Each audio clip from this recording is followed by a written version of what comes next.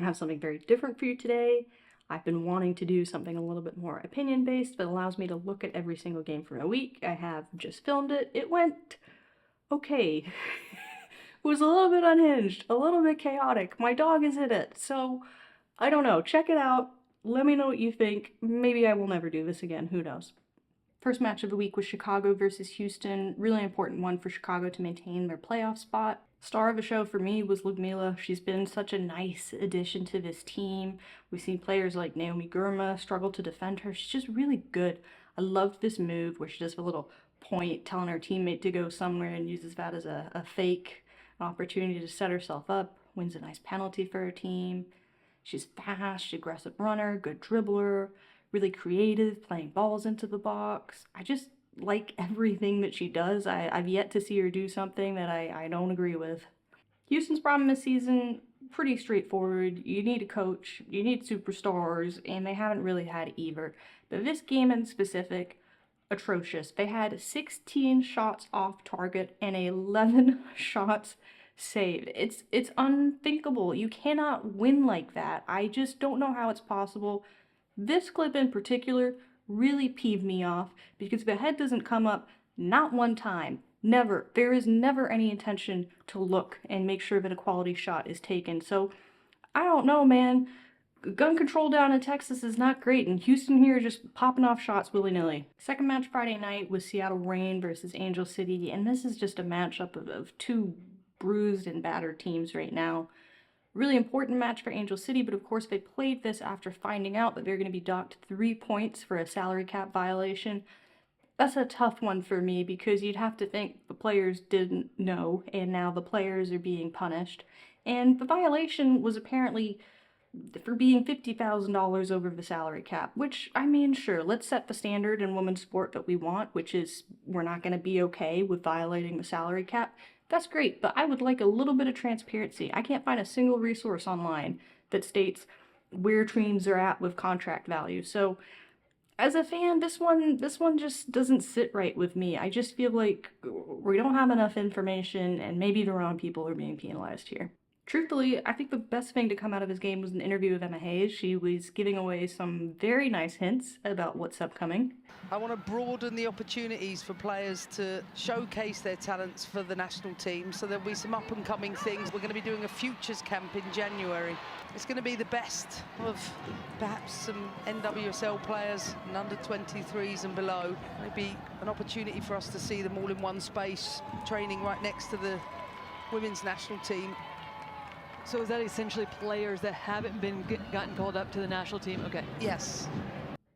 And of course, I tweaked the timing with the audio a little bit here, but M.A. Vignola goes on to combine with Alyssa Thompson for a really beautiful goal, right as Emma Hayes is talking about trying to identify some talent that maybe hasn't had a call-up to the U.S. women's national team. Hayes has been spotted at a few matches this season. Why do I think she was at the Reign Angel City matchup specifically?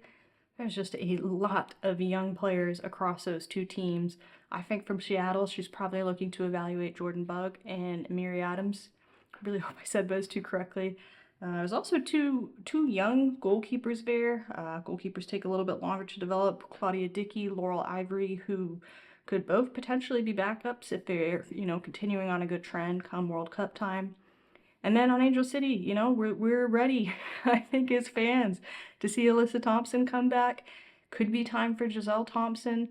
I really think there's something there with Kennedy Fuller. I think getting her in touch with the right people would be very helpful to her development. And then Angel City has a few players that have not been called up, like Messiah Bright, and maybe it's time to change that. And then I look at Sarah Gordon and I look at M.A. Vignola. I don't understand why they've been called up so few times. Maybe it's too late to change that. Maybe it's not. I don't know. Curious to see where that one's going. Next up, Wave Courage, and something seems to be up with the scheduling because I swear we just had a Wave Courage matchup. That did not go very well for a Wave the first time, didn't go very well for a Wave the second time. Interesting matchup. I'm not shocked by the result at all, and here's the thing about the narrative with the Wave that's been bugging me. For last season, we're still saying, hey, Wave is a defensive team. Wave is a team with a good goalkeeper and a good center back, and that does not equal a defensive team. That was true under Stoney, and it is even more true under Landon Donovan. The goals Wave conceded were because of defensive disorganization. This one here is super nifty from the Courage, but it is disorganized from a Wave. And the second one, not all that different. A little bit of sloppiness on defense leads to a goal. Wave do finally have Jaden Shaw back, which is great news, but she just hasn't had time to build relationships with people like Cascarino, and the chemistry is not there yet. It's painful. It's painful watching the Wave at this point in the year. Even when things are going well, they're not going that well. Wave are capitalizing on errors. They're not really forcing errors, and if you go back over the last few matches, I really think the only player to force an error is Melanie Barcenas. I'm a Wave season ticket holder. I really love going to the games. I want to share a couple videos that I've taken against the last game against North Carolina. Pay attention to where Naomi Gurma is. I think the positioning looks a little bit suspect, and I think she does too, because I have noticed a few times where her and Sheridan are asking for feedback on positioning, and they seem a little bit confused by the answers they're getting. And I think if you go back over film for the last 4 weeks, you can see a real breakdown in transition moments because of the positioning of the back line. Why are they sticking with it? I don't know. I don't know. One other fun thing I noticed though, look at this equipment that North Carolina bought in and put on top of their bench area. You can see them going over film on the tablet together. They are the only team that I have seen bring their own signals equipment in, so they are dedicated to the film study. Next matchup, Gotham versus Bay. If you just looked at the scoreline, you would think this was a super duper lopsided, one-sided game where they got smacked, but for most of the game, that was not the case at all. First issue, they give up a penalty, and Bay and Utah have given up the most penalties this season, which kind of makes sense. They're expansion teams, so you're getting some things coordinated, you give up some penalties there. Not a great start for them. But this one they give up 9 minutes in, away from home. Not a great start at all for a team that is fighting for a playoff spot. I do want to break this penalty down because it was wow. Once I watched it slow down, I realized how sneaky it was. Right here, she's selling that she's going to the goalkeeper's right. The follow through with her kicking leg coming around her plant leg totally changes everything. Very, very well taken penalty. Very smart. Great one to study if you're a player. Bay FC then go on to score a very Bay FC goal. It's fast. It's aggressive. It happens in transition. They take advantage of Neely Martin being at center back. And they're not in a bad spot now. They go on to put up a pretty good fight for a lot of the rest of the match, up until Gotham have a quick breaking chance, send in a header to a completely unmarked Rose Lavelle. You just cannot have that. And herein lies Bay's problem. It's okay to lose a game right now in the season. It's not great, but it's okay. What you cannot do is lose by 4 goals. And I really think Gotham benefited from this massive 13-0 win they had over Jamaican semi-pro team earlier in the week, because it got them in that mentality of, I can score. Everybody else on my team has scored. I can score. And so this just became a free-for-all. Esther wants a goal. Lavelle wants a goal. Cece Kaiser's in there with a goal. Once you've seen somebody else do it, you just get hungrier. Good win for Gotham. Tough loss for Bay FC, and I have to think this is the end of their season here. All right, time for a quick little change of pace here. I want to talk about men's sports, and actually I don't want to talk about men's sports. I want to talk about what they're wearing, which is very pretty looking matching friendship necklaces. I know a lot of guys in sports like to express themselves with the chains, but this was something else. It was just kind of feminine and fun, and I loved it, and I want this in women's sports. When are we going to see women wearing cool chains? I have a feeling I'm going to regret saying I want to see women in chains, so I'm either adding this in to fix the previous sentence or making it worse. I don't know. On to Racing versus Current. I have to admit, this is the only match of the week that I did not watch. There seemed to have been another scheduling issue with this one. Very, very strange. I really hope I'm not about to get nasty gram from the NWSL scheduler, because I know it is a thankless job, but it would be nice to be able to watch all the matches. That's all I'm asking for. Racing, fighting for a playoff spot. I still think they're going to make it despite this loss, but, coming away with a point at home would have been incredibly helpful. I think they just went down too early. Conceding 2 minutes, 14 seconds in, it's a pretty big deal to overcome when it's the Kansas City Current. I think they've got a lot of the pieces here to make a run. I can see Bay dropping, Racing going, but they got to pick up some points somewhere. So I'm hoping we're going to pick them up soon.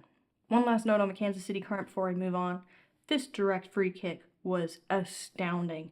Taken by Vanessa DiBernardo, who has never had a U.S. Women's National Team call-up. She might be a little bit older than what Emma Hayes is looking for in her future camp. But hey, maybe part of future camp is not calling people in their 30s old. I don't know. Maybe that's the future where we don't really look at age. All I'm saying is team's been struggling with direct free kicks, and that one was pretty phenomenal. Utah Royals versus Portland Thorns I did watch, and if you haven't figured it out by now, I kind of have a soft spot for the Royals. I can't explain it. I like what they're doing. I think there's a vision. I think they're on a path, and I don't think we all see the vision yet, but I think they were very accepting of the issues that they had during the summer transfer window and addressed a lot of those issues. So, this is a team that, I'm not going to mince my words, they don't have their heads up their ass. They know they stink right now. They're trying to do everything they can. They've gone out to get some good coaching. It seems like they've got great management in the building. I love watching them. And apparently Emma Hayes does too. This is the other match she was at. Not as much young talent on those rosters, so my assumption is that she's there to see Ali Sentnor, who did put on a wee bit of a show for her. Another fantastic direct free kick taken here. I really like the Utah Royals set pieces. This one is just a second opportunity though. Love to see it. And when I mentioned it with Bay earlier, but Utah have a pretty significant lead in this area. They've given away 8 penalties compared to Bay's 5. They're crushing themselves. So easy thing to clean up, but Moultrie takes this one really easy. Looks nice. I'm telling you, she is a leader. She is just ready to go. She has been looking like the best player on Portland for the last 3 weeks. I think Emma Hayes is getting ready to call her into camp. Last but not least, Spirit traveled to Orlando to try and delay the Pride winning the Shield, but look, it was just inevitable, especially when you consider Spirit were down Trinity Rodman, Croy Bethune, Saar, Santos. Hirschfeld had a disciplinary action she was facing, and then things just go from bad to worse with losing Andy Sullivan. So, look, Spirit might get some of the players back, but I don't know. I'm not putting anything negative out there, so we will just look at this very fun footage of the Pride lifting the shield, Marta being Marta. The joy is just infectious. They've played so well. They're so deserving. Just really fantastic moment for the league. I'm going to leave you with one last lighthearted clip here from Gotham's 13-0 win in the CONCACAF tournament. I have never, ever seen anything like this. Time left on the clock. Ball gets crossed in and ref just enforces the mercy rule and says we will be having no more of that.